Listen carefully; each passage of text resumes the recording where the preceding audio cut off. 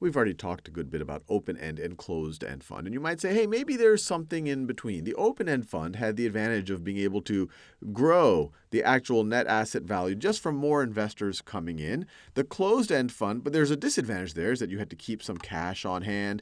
If people got scared, a bunch of people might leave the fund and the fund will shrink, forcing it to sell assets, possibly at the worst possible time. On a closed-end fund, the weakness is that it was kind of a fixed net asset value, so the fund manager might not like it. Even if they're doing good, more and more people can't pile on, at least on a typical basis. But the benefit is that these shares right over here, when people do want liquidity, they do want their money back, instead of having to transact with the open-end fund and the open-end fund having to keep all that cash on hand and all of the expenses of the transaction, they could just trade it on a market. And there is indeed something in between. It's called an exchange-traded fund. Exchange-traded fund, often referred to as ETFs, ETFs for short. An exchange-traded fund, like an open-end mutual fund, so let's say there's an exchange-traded fund right over here, and has a bunch of shares. It has some net asset value.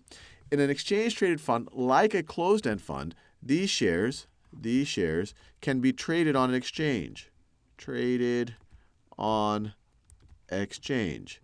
And for the typical investor just wanting to buy one share or redeem one share, they're not allowed to do it on their own. And so that frees the exchange-traded fund from some of this overhead that the open-end mutual fund has to worry about always keeping this cash on hand, the overhead of having to transact between its shareholders on a daily basis.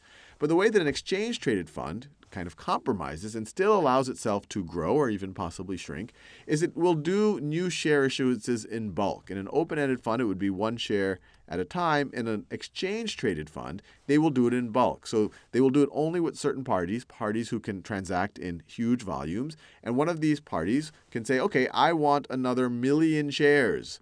So they will buy another 1 million.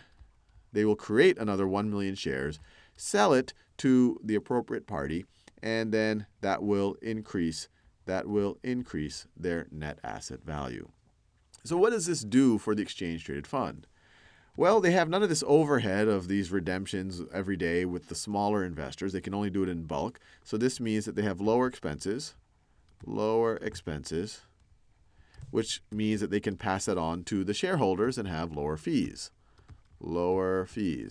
They are also not actively managed, so they tend to not be actively managed. Not actively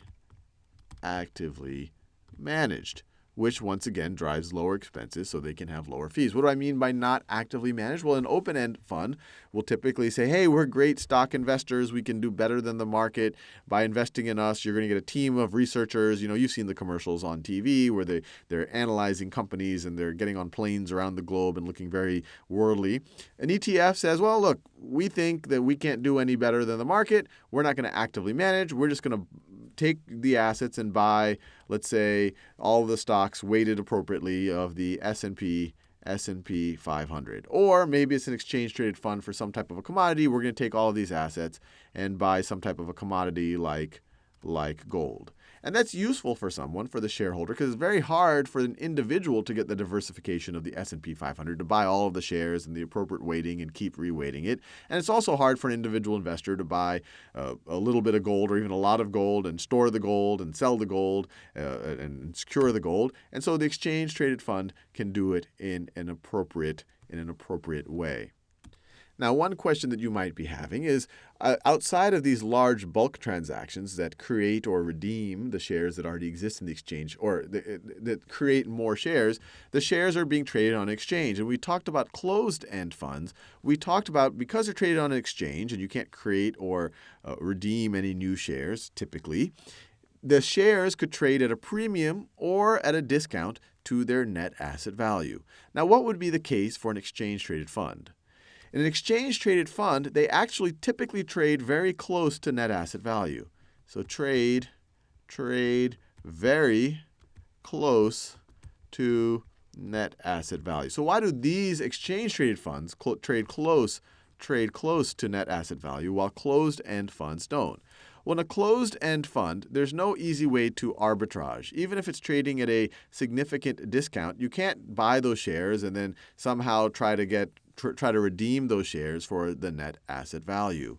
In the case of an ETF, some of these large shareholders, these large transactors, these people who the ETF will transact with, could do it. If these trade at a discount,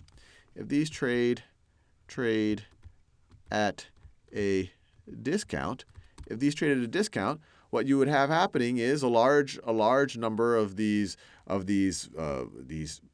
larger I would say dealers could buy a bunch of them at a discount and then redeem them with the actual fund itself, and then they would make a profit. Similarly, if it traded at a premium, the large dealers could buy more shares, so the exchange traded fund could create more shares, and then they could sell it at a premium to net asset value, and they would essentially make pretty close to risk-free money. And so because there's this arbitrage opportunity with exchange-traded funds, they tend to trade very, very, very close to net asset value. And oftentimes, because it's very transparent what they're doing here, that they're either buying the S&P 500, the NASDAQ, or gold, or oil, it's very clear what the net asset value is, or very close to what it is, even during the trading day.